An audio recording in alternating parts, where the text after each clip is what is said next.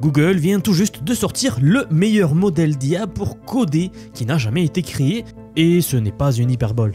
Il y a 2 ou 3 jours, nous avons vu le meilleur modèle pour faire des images avec la mise à jour majeure de ChatGPT 4o.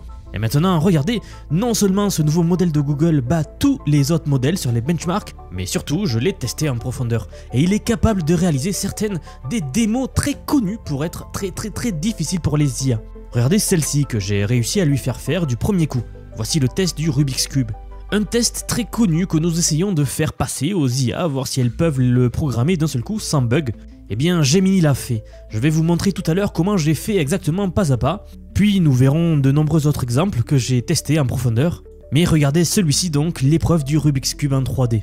Donc du premier coup, il m'a généré ce programme où l'on peut générer n'importe quelle taille de programme. On clique juste sur un bouton. Tous les boutons fonctionnent, donc le Rubik's Cube se mélange et il se résout tout seul, etc. En fait, vous voyez qu'il conserve parfaitement toutes les couleurs au bon endroit. Et certains d'entre vous pensent peut-être que ce n'est pas si impressionnant que cela. Mais au fur et à mesure des sorties des IA, eh bien j'ai essayé avec tous les autres modèles et aucun n'y arrive. On va voir ça aujourd'hui, mais regardez, j'ai testé toutes les autres IA. Claude, il n'y arrive pas. Grok, il n'y arrive pas non plus. ChatGPT non plus. Vous allez voir de quoi je parle. En fait, avec les autres, j'ai beau essayer, eh bien il n'y a aucun moyen de les corriger. Mais regardez, avec ce nouveau Gemini, tout est correct. Alors c'est le sujet de la vidéo d'aujourd'hui, nous allons voir cette nouvelle percée de Google avec leur dernière IA, Gemini 2.5 expérimentale.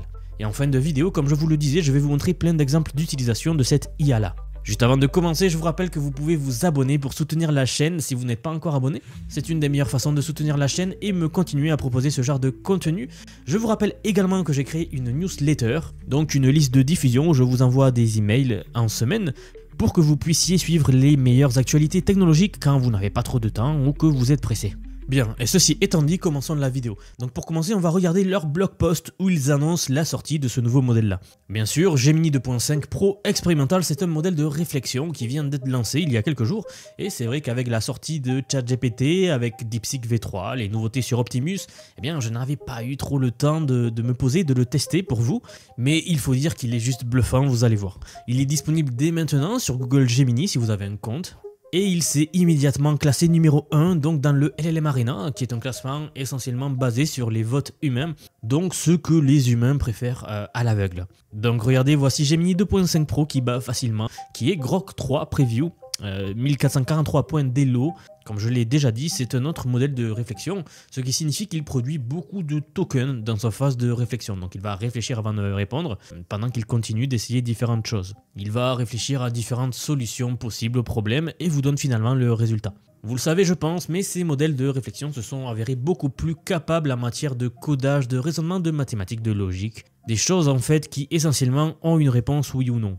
Alors regardons quelques benchmarks spécifiques, voici Gemini 2.5 Pro et voici ChatGPT O3 Mini, le meilleur disponible aujourd'hui pour OpenAI, et voici GPT 4.5, Claude 3.7, etc. DeepSeek. Et c'est en quelque sorte le meilleur sur le marché actuellement et presque sur toute la ligne en fait. Gemini 2.5 Pro gagne dans Humanity's Last Exam sans aucun outil, donc 18,8% contre 14% pour le deuxième, qui est un benchmark très difficile pour les IA aujourd'hui. Pour le GPT-QA, on a donc un benchmark scientifique 84% contre 79% précédemment.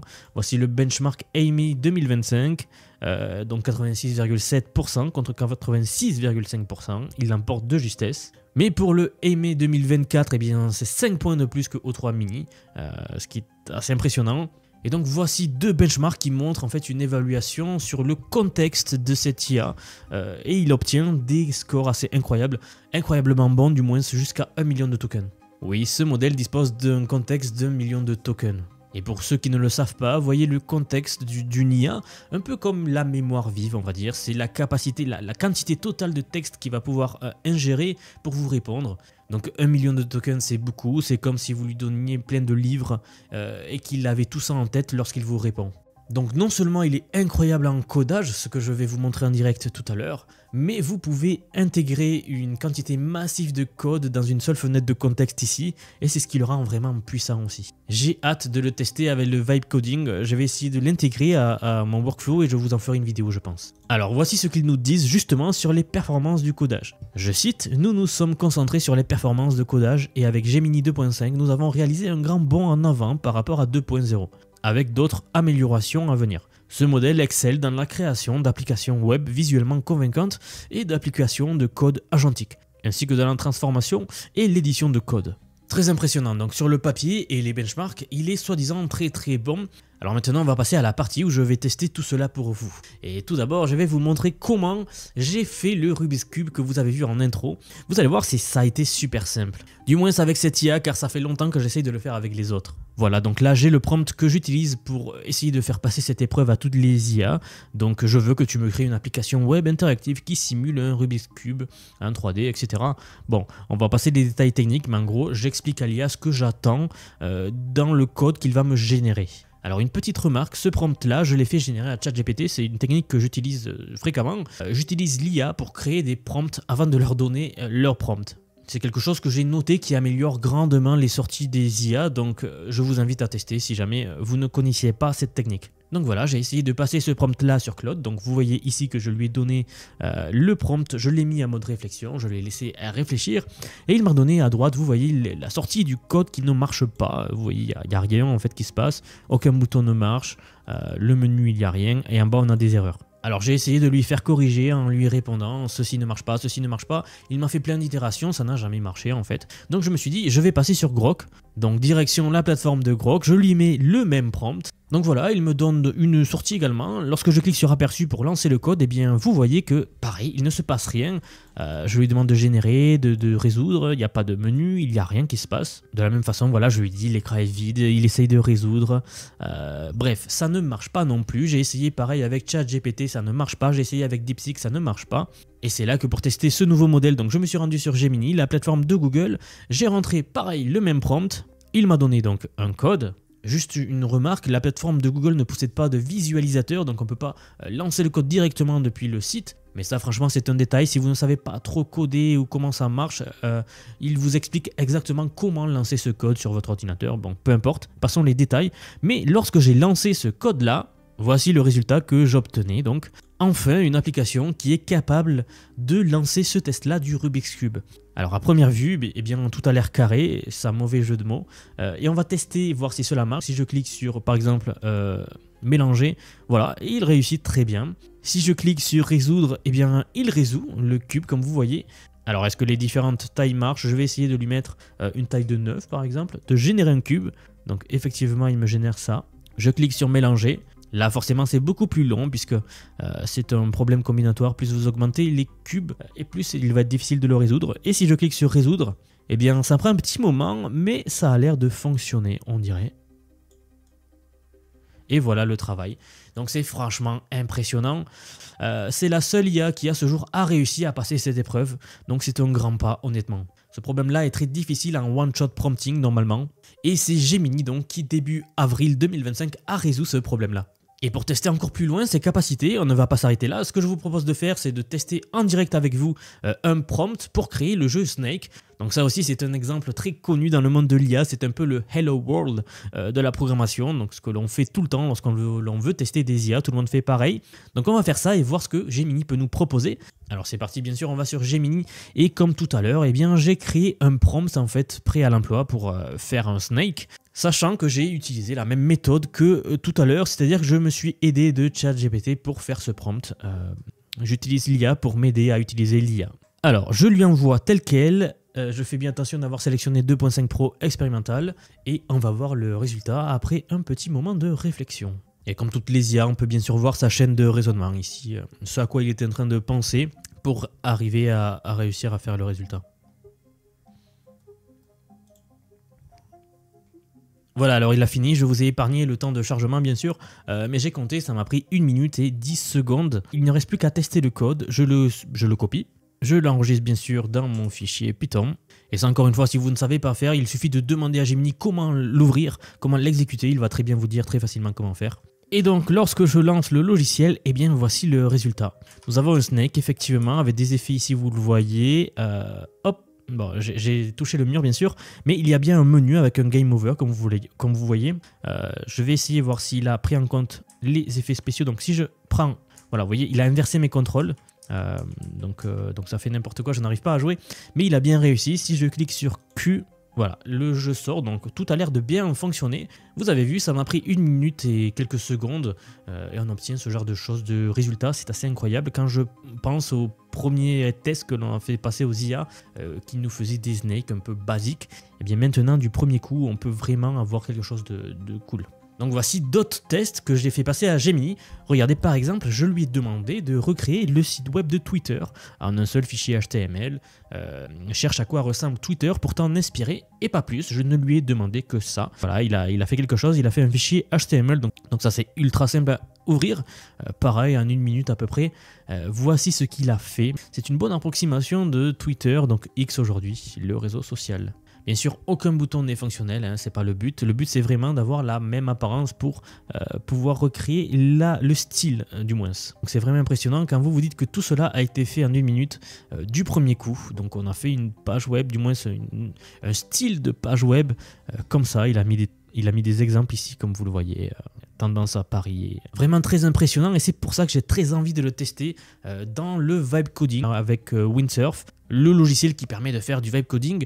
Je pense que je vais vous en faire une vidéo dédiée sur YouTube, mais si vous suivez ma formation, sachez qu'un nouveau module, carrément un nouveau module arrive sur ça, parce que c'est vraiment très puissant.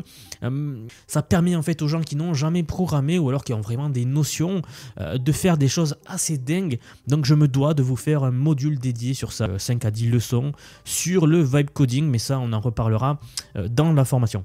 Et pour finir, regardons un dernier exemple que j'ai demandé à Gemini, cette fois-ci dans le domaine de l'éducation. Regardez, je lui ai demandé de créer un fichier HTML unique, bon, etc., etc. Pareil, de créer un système interactif où nous allons pouvoir visualiser différentes molécules. Vous allez vite comprendre de quoi je parle, mais en gros, voilà, il m'a donné un fichier unique HTML, donc pareil, très facile à lancer.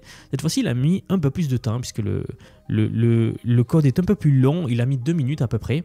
Et on va voir le résultat tout de suite. Voici ce qu'il me donne. Un visualisateur web pour visualiser les molécules. Qu'on a ici en haut à gauche, donc de quelle molécule il s'agit, la formule, la masse molaire, etc.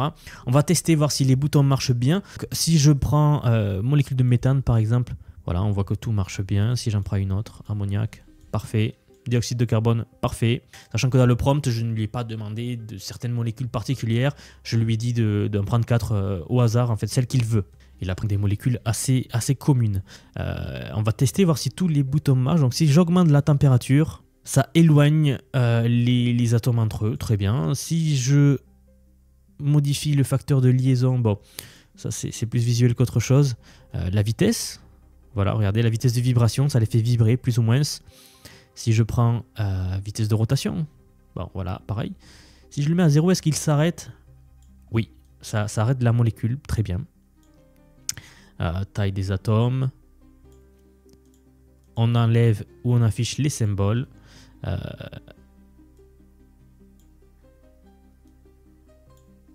Mode filaire, ça modifie donc la visualisation de chaque atome, très impressionnant également. Je ne lui ai pas forcément demandé ça lors de mon prompt, mais il l'a fait, donc c'est pourquoi pas. Couleur de fond, eh bien ça change la couleur de fond, c'est assez incroyable. À gauche, donc en bas à gauche, on a des détails sur les atomes lorsqu'on les sélectionne. Regardez, si je clique sur ici l'atome d'hydrogène, il me met H, numéro atomique 1, électronégativité, bon. Très impressionnant quand vous savez que cela n'a pris que 2 minutes. Là, j'ai demandé une visualisation de molécules, mais imaginez cela appliqué à votre domaine. Je vous invite à l'essayer si vous avez l'occasion. Il est assez bluffant. Là, vous avez vu, on a vu 4 ou 5 exemples très impressionnants qui ont été réussis du premier coup. C'est ça qu'il faut retenir. Parce qu'en général, lorsqu'il réussit du premier coup, même si vous lui demandez quelque chose de plus difficile qu'il ne réussit pas, eh bien, il aura plus de chances de le réussir du deuxième, du troisième, du quatrième. Tandis que les autres IA, Claude et Grok, pour l'instant du moins, puisque vous savez que dans ce domaine-là, ça n'arrête pas de progresser de jour en jour, eh bien s'il n'arrive pas du premier coup, il aura beaucoup de mal à résoudre le problème au final. Donc voilà, vous l'avez vu, c'est assez impressionnant. Je l'ai testé beaucoup plus longtemps que ça, que ce que vous avez vu aujourd'hui. Et j'ai plein d'exemples, mais j'en parlerai dans la formation, car la vidéo commence à être un peu longue ici. Donc encore une fois, si vous êtes l'un de mes élèves, je prévois également une leçon sur tout cela lors de la prochaine grosse mise à jour qui arrive très bientôt, notamment comment combiner avec le vibe coding, toutes ces choses-là, ce que je vous ai dit tout à l'heure. Je veux que tout le monde comprenne comment utiliser ces outils d'IA là et comment en tirer le meilleur parti possible. C'est ma mission avec toutes ces vidéos YouTube. Et c'est pour ça que c'est le moment idéal pour vous informer que si vous le souhaitez, je vous apprends à maîtriser l'IA, le futur qui arrive. J'en ai parlé tout à l'heure, mais j'ai créé une formation complète et accessible qui a déjà transformé la façon de travailler de milliers d'apprenants. Les retours que je reçois sont incroyables, des personnes qui économisent des heures chaque jour, qui créent des contenus qu'elles n'auraient jamais imaginé pouvoir produire, qui révolutionnent leur business grâce à tous ces outils. Bref, les cas d'utilisation sont juste infinis avec l'IA. Et j'ai volontairement rendu cette formation-là abordable pour tous, car ma priorité, c'est avant tout de démocratiser ces connaissances. Je l'ai déjà dit, c'est mon but avec cette chaîne. Notre communauté grandit chaque jour, donc ne ratez pas cette opportunité. La révolution de l'IA n'attend pas. Et plus tôt vous maîtrisez ces outils, eh bien plus grand sera votre avantage. Vous trouverez le lien en commentaire épinglé sous la vidéo. Si vous êtes arrivé jusqu'ici, merci d'avoir regardé la vidéo jusqu'au bout. J'espère qu'elle aura pu vous apporter le plus de valeur possible, que vous ayez cette vue-là sur ce nouveau modèle de Gemini qui est sorti il y a peu, que j'avais pas eu le temps de tester, mais qui m'a vraiment franchement impressionné. Donc n'hésitez pas à vous abonner si ce n'est pas encore fait et que vous avez apprécié la vidéo. Je vous rappelle également que vous trouverez le lien de la newsletter dans la description de la vidéo. Et sur ce, je vous dis encore une fois merci d'avoir regardé la vidéo et à très vite, c'est-à-dire à demain pour la prochaine mise à jour IA.